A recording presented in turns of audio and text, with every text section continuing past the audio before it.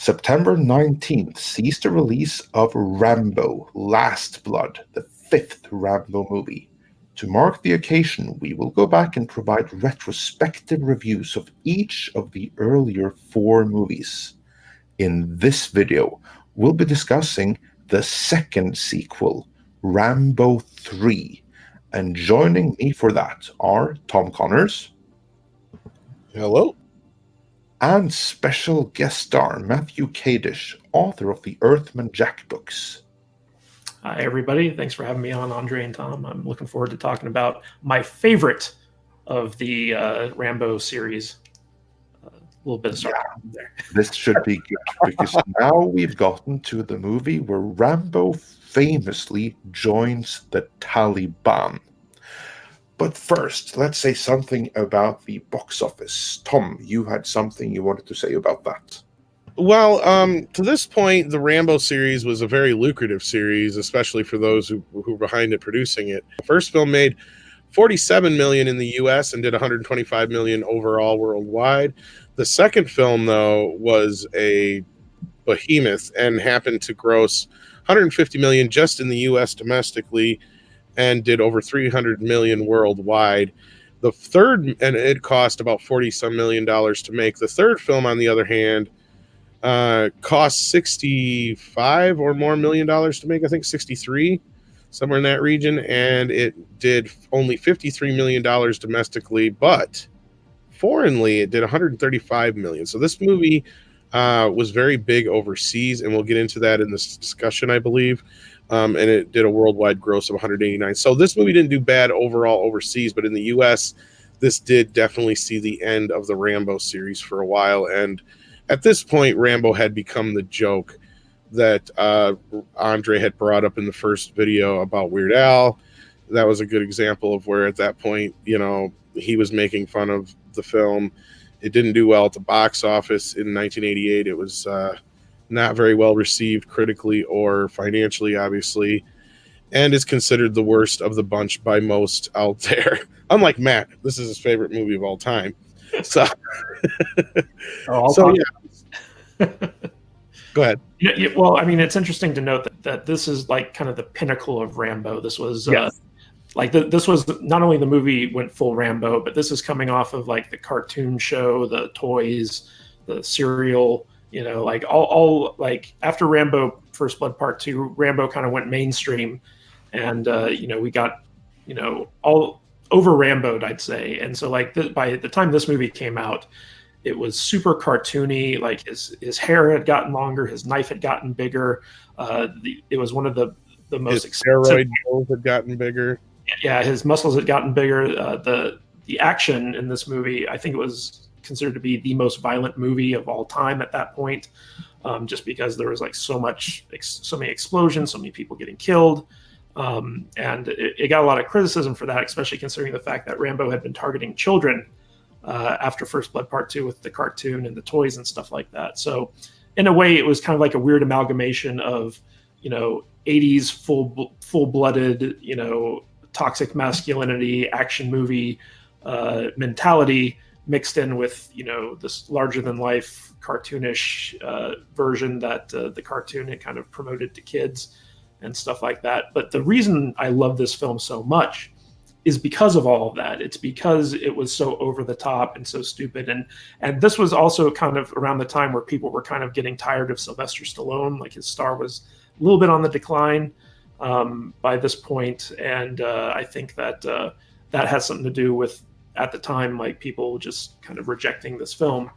But as you watch it over time, like it's so bad, it's so goofy that to me, it's enjoyable. It's basically Rambo versus the entire Russian army, and Rambo wins. How awesome is that? I mean, you can't get more America than that. Yeah. Which the basic synopsis is Rambo mounts a one-man mission to rescue his friend Colonel Troutman from the clutches of the formidable invading Soviet forces in Afghanistan. So yeah, as Matt was saying, he single-handedly takes on the Russians and kicks their ass. Well, you had an issue with this film, and kind of the same thing with a couple years earlier, Rocky IV came out, was a huge hit for Stallone. Rambo 2 came out, huge hit for Stallone. Single-handedly ended the Cold War. Single-handedly won the Vietnam War. And then he had a 1-2 punch with this film and his next Rocky film, but they didn't work out so well. This they kind of were thuds, because between this and, as you said, then this was like the beginning of the decline, because then Rocky V came out and everybody's just like, oh no. Had he already done Tango and Cash before this one? No, I think that was a little bit farther. He did have that was come back in his like ramp back up in the early 90s, and then he just because I know there was a period where like he was making a bunch of movies that were just like bombs, like Stop or My Mom Will Shoot, stuff like that, and people were getting this before that, yeah. So this was just before his major decline into madness. But yeah, this movie cost a whole lot of money. It was, I had a train of thought I was going here and then I forgot where I was going with it. It was considered one of the biggest action movies ever made at the time, right?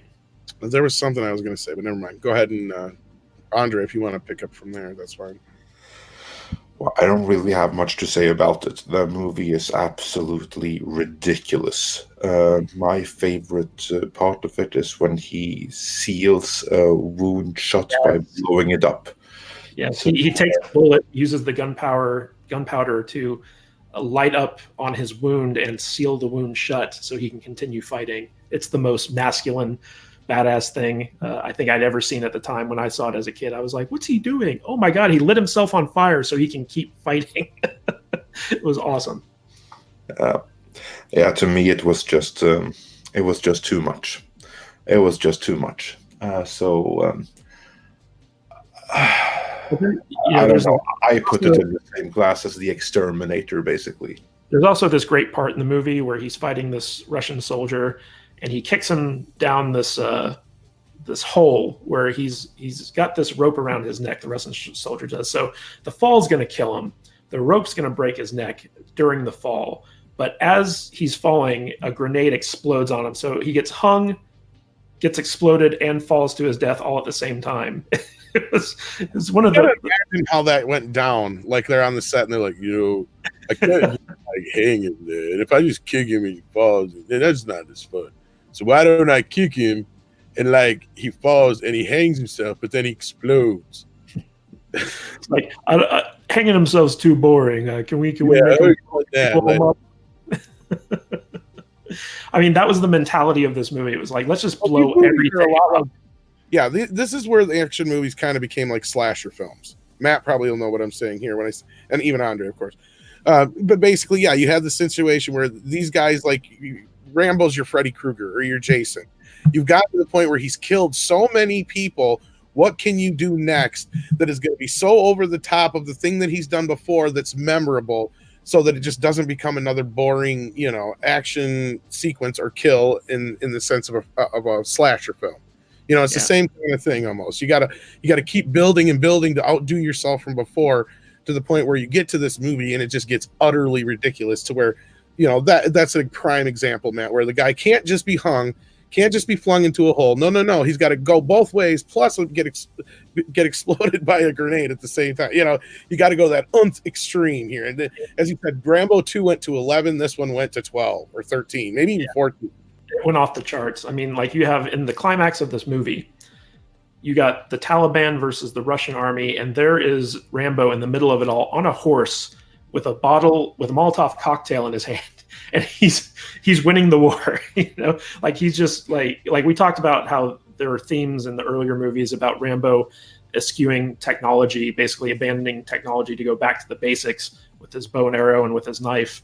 And his knife is more of a sword in this movie.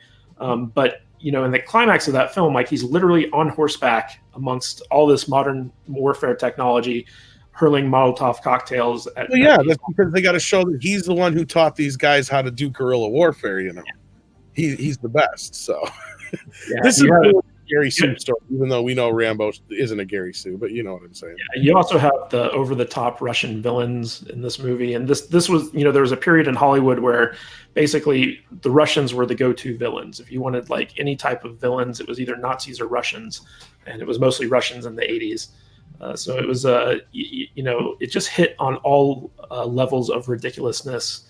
But I still find this movie like crazily entertaining. Like you started off in that pit fight, where Rambo's basically he's kind of carrying on from First Blood Part 2, where he's embraced the fact that he's just a killing machine. He's a soldier, and all he does all day is fight. Does it for fun, does it for sport, like whatever. Yeah, there's some very iconic moments. Yeah. This movie just kind of cemented his parody in our culture, and that's one of the things I love about this movie. Like, I would definitely consider this the worst Rambo movie of the group, but it's also one of the most entertaining, because the first two movies I feel are very serious, and there's a lot of subtext to them. Whereas with this movie, it's just like, this is pure 80s. They went full Rambo, I'm going to say, on this one. And this is the movie that a lot of people think of when they think of Rambo, because this was kind of the height of the caricature of the character, and just the huge muscles. Like Sylvester Stallone was in such amazing shape in this movie, and the fact that he like single-handedly takes on the Russian army while joining the Taliban.